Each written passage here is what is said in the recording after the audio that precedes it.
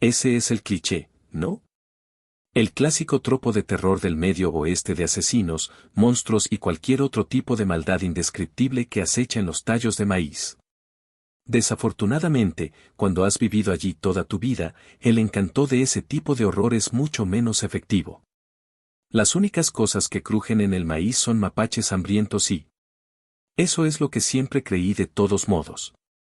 Siempre fui el práctico de la familia, una buena cabeza sobre mis hombros, como diría mi abuelo, y me enorgullecía de no dejarme llevar fácilmente por fantasías y teorías de conspiración como lo era mi mamá y mi abuela. Y mi tía Carol, y todos los demás miembros femeninos de nuestra familia. La locura siempre viene por las mujeres, según el abuelo, y yo estaba decidido a no terminar así. Siempre hay una explicación lógica. Eso es lo que creo, bueno, creí. Honestamente, debatí durante mucho tiempo si volvería a visitar estos recuerdos, y mucho menos escribirlos y publicarlos en algún lugar para que miles, tal vez millones, de extraños los vieran. Solo otro loco de papel de aluminio saltando a las sombras y leyendo entre líneas que ni siquiera se han escrito. Pero he estado mirando las diferentes publicaciones en este sitio durante un par de días. Aquí es donde la gente va cuando ha visto cosas que no se pueden explicar, o la explicación va en contra de lo que nosotros, como sociedad, hemos considerado aceptable. He visto cosas, y estoy listo para hablar de ellos. Comenzó cuando mi esposo Elliot y yo nos mudamos de regreso a la granja de mi familia para cuidar a nuestro padre después de que tuvo un derrame cerebral que lo dejó incapaz de cuidarse a sí mismo durante unos meses. Mamá había sido enviada a un hospital psiquiátrico hace 2 años, las teorías de conspiración alienígenas finalmente la descifraron. Por lo que papá estaba solo en 50 acres de tierra en medio de la buena y anticuada nada del medio oeste. Ahora, llamo a esto una granja, pero si te imaginas graneros gigantes de tamaño industrial llenos de vacas y equipos enormes y brillantes que cuidan interminables campos de cultivos y campos de heno. Basta. El 90% de la tierra era bosque con suficiente tierra excavada para una casa de campo de 2 pisos, un pequeño granero para un puñado de pollos, un par de cabras y un antiguo caballo balanceado. Y el campo de maíz que ocupaba más tierra que la casa y el granero juntos. El maíz era lo único que vendía de esa granja, cebo para ciervos para cazadores, y cuando mamá todavía estaba cerca, convertían el campo en un laberinto para los niños del vecindario. Al principio todo fue bastante bien. Tenía un trabajo que me permitía trabajar de forma remota y Elliot encontró trabajo a tiempo parcial en la librería local. Papá se estaba recuperando muy bien y yo acababa de obtener 2 líneas rosadas en mi prueba de embarazo después de 1 año de intentarlo. Estaba sentado en el porche delantero, sintiéndome un poco enfermo y un poco mareado, tratando de pensar en la mejor manera de decirle a Elliot, no me di cuenta de lo tarde que se había hecho. La noche cae rápida y fuerte en el campo, un breve crepúsculo es la única advertencia que recibes antes de sumergirte en una oscuridad que no puedes imaginar si no la has experimentado. No sucedió nada dramático de antemano, el bosque no se quedó en silencio de repente, no sentí un escalofrío inexplicable en la espalda. Solo vi un pequeño destello entre los tallos de maíz mientras se balanceaban con la brisa de la tarde. Pequeño, cerca del suelo, un zorro muy probablemente, que busca arrebatarse un pollo. Una ocurrencia común en un lugar como ese, tanto que apenas lo registré. Lo que sí registré, sin embargo, fue el crujido en el maíz a la izquierda de los ojos brillantes. Probablemente un ciervo, otra vista común en el campo de maíz. Lo vi un minuto después, su piel leonada se iluminó con el tenue resplandor de la luz del porche, pero algo no estaba bien en la forma en que se movía. Estaba acurrucado cerca del suelo, con las extremidades amontonadas y arrastrándose hacia afuera de una manera que las extremidades de los ciervos no lo hacen en absoluto. Imagínese a un gato acechando a un ratón y tendrá una imagen decente de lo que estaba haciendo este ciervo. Es tonto y caricaturesco imaginarlo, pero fue espeluznante verlo suceder frente a mí. No me moví de mi lugar en el porche, paralizado por este extraño ciervo que se arrastraba por el campo de maíz hasta que salió del halo de luz del porche y ya no pude verlo. Estaba a punto de levantarme para decírselo a Elliot y a papá cuando escuché el grito. Si alguien que lee esto no ha escuchado el grito de un zorro antes, la mejor manera en que puedo describirlo es el grito de una mujer moribunda. La gente ha informado haber escuchado a una mujer gritar en el bosque cuando lo que realmente están escuchando es un zorro. No importa cuántas veces lo escuches, te asustará, y esta no fue la excepción. El grito de un animal siendo torturado. Sangre. Agonía. Desgarrante. Tirando. Devorador. Entonces me puse en pie de un salto, y algo en el campo de maíz se levantó conmigo, con la cabeza mirando por encima de los tallos. Más alto de lo que cualquier animal de 4 patas tenía derecho a ser. El ciervo. El resplandor de la luz del porche dificultaba distinguirlo, pero sé lo que vi. Vi sus ojos gigantes, brillando de color naranja a la luz, mirándome directamente, y supe que me habían visto. Visto de la forma en que se ve la presa cuando un depredador está cazando. Clavada en su lugar como una polilla en exhibición. Algo colgaba de su boca. Desgarrado y andrajoso, goteando sangre negra espesa en el maíz. No recuerdo haber gritado, pero cuando Elliot irrumpió en el porche preguntando qué pasaba, mi garganta estaba en carne viva. El ciervo se había ido, y cuando arrastré a Elliot al campo para buscar en el lugar, no había nada allí. No había sangre en el suelo, ni mechones anaranjados de piel de zorro, ni siquiera huellas de pezuñas. ¿Estás seguro de que no te quedaste dormido en el porche y soñaste todo? Elliot sugirió amablemente cuando describí todo sobre la mesa. Yo. Quería decir que estaba seguro, que sabía lo que veía, pero lo estaba. ¿Lo hice? Había estado cansado este último mes cuidando a papá. ¿Qué era más probable? Que hubiera visto a un ciervo acechar y matar a un zorro, o que me hubiera quedado dormido y hubiera tenido una pesadilla. Además, los ciervos comen carne a veces. Hay videos por todas partes de ciervos comiendo serpientes o pajaritos que encontraron en el suelo. Quizás estaba medio dormido y vi a un ciervo enfermo comiendo algo ya muerto. Suenas como tu madre, gruñó papá desde el otro lado de la mesa. Eso detuvo cualquier protesta que pudiera haber tenido. El derrame cerebral podría haberlo despojado del uso de un lado de su cuerpo, pero su mente aún estaba completamente intacta, y eso era, papá habla, pareces loco. Al igual que tu madre, tu abuela, tu tía Carol y todas las demás mujeres de ese lado de la familia. La locura siempre viene para las mujeres. Finalmente, murmuré que probablemente me había quedado dormido y la atmósfera en la mesa se iluminó lo suficiente como para que la conversación pasara a temas más ligeros. Para papá, al menos. Escogí distraídamente mi comida mientras Elliot apretaba mi mano debajo de la mesa y seguía lanzándome miradas preocupadas. 2 meses más pasaron sin incidentes. No tuve más sueños o pesadillas sobre ciervos carnívoros acechando el maíz. Ninguno que yo recordara, de todos modos. Papá había mejorado lo suficiente como para que probablemente pudiéramos regresar a casa el próximo mes. Volver a nuestras propias vidas.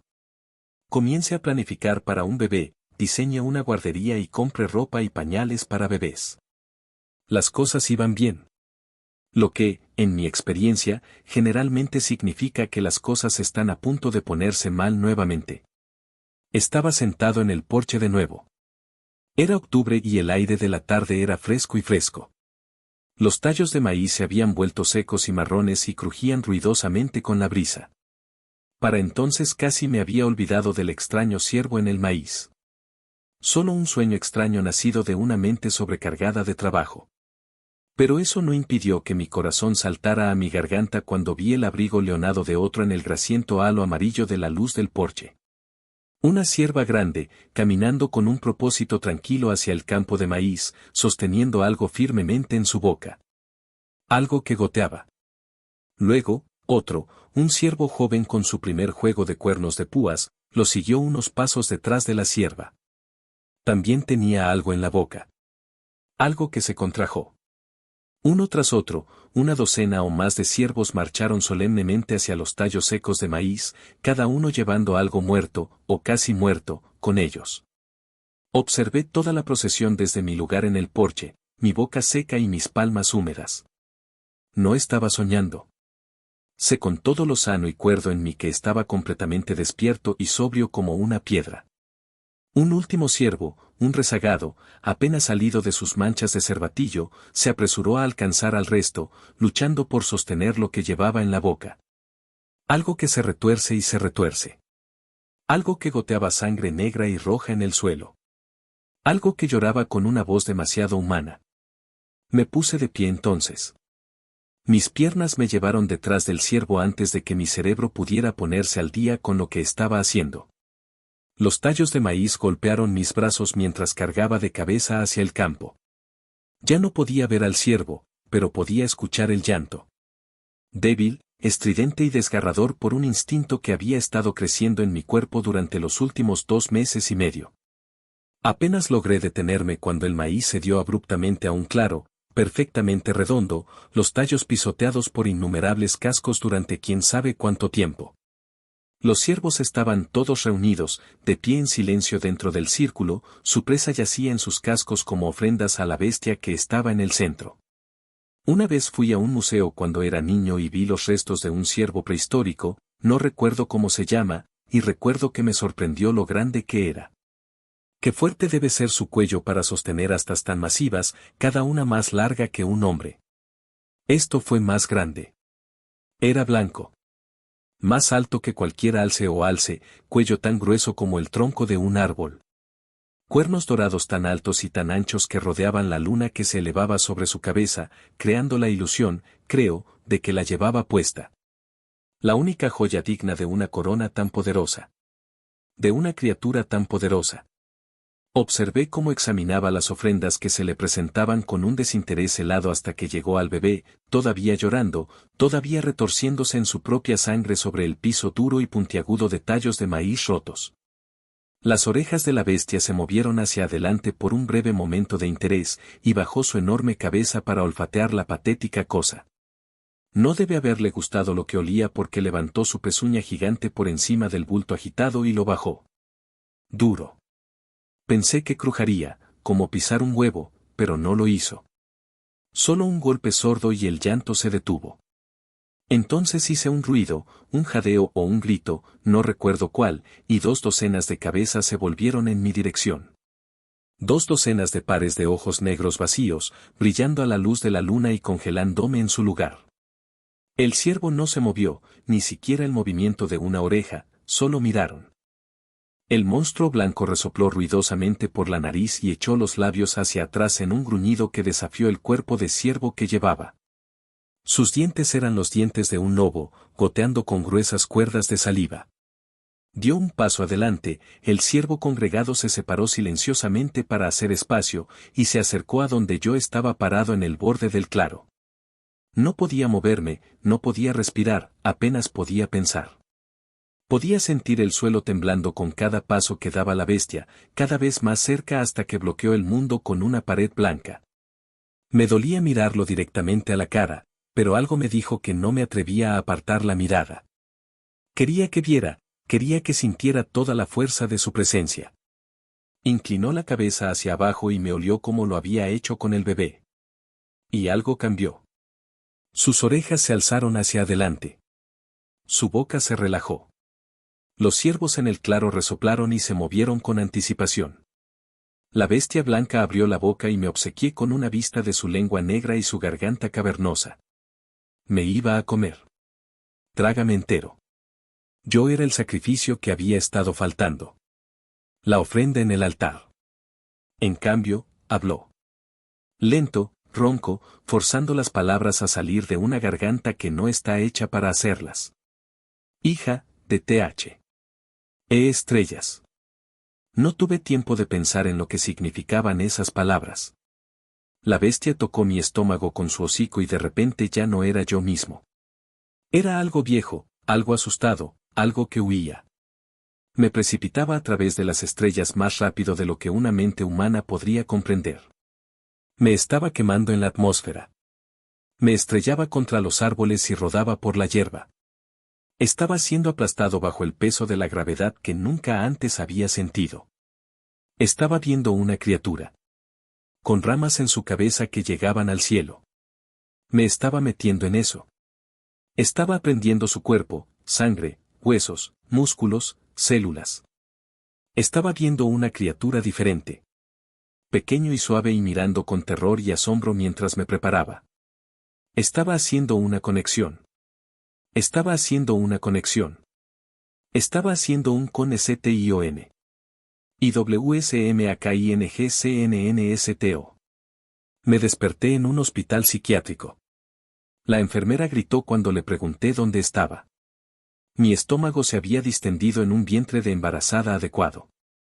Había estado allí durante 3 meses, silencioso, insensible, catatónico. Mi esposo me había encontrado sentada en medio del campo de maíz, con lágrimas secas y ensangrentadas en mi rostro, mirando a la luna. Al igual que papá había encontrado a mamá hace 2 años. Y como el abuelo había encontrado a la abuela.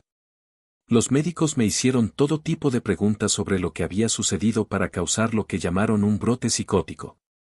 Las enfermeras me preguntaron sin tacto si mi esposo me estaba golpeando, si el estrés de cuidar a mi padre podría haber causado una crisis nerviosa. No les dije la verdad, por supuesto. Las historias sobre ciervos monstruosos y alienígenas no inspirarían mucha confianza sobre mi estado mental. Les dije lo que querían escuchar, tomé todas las medidas correctas hacia una recuperación normal y me dieron de alta del hospital como una mujer mentalmente sana. Todo lo que quería hacer era olvidar. Pero no puedo. Lloré cuando nació mi bebé. No por ninguna de las razones normales, aunque fingí que eso era lo que era por el bien de Elliot. Lloré porque era una niña. Y he seguido llorando por ella durante los últimos 3 años. Porque puedo verlo. Puedo verlo, al igual que estoy seguro de que mamá podría verlo en mí.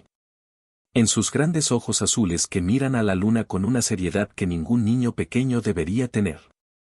La locura siempre viene para las mujeres de mi familia.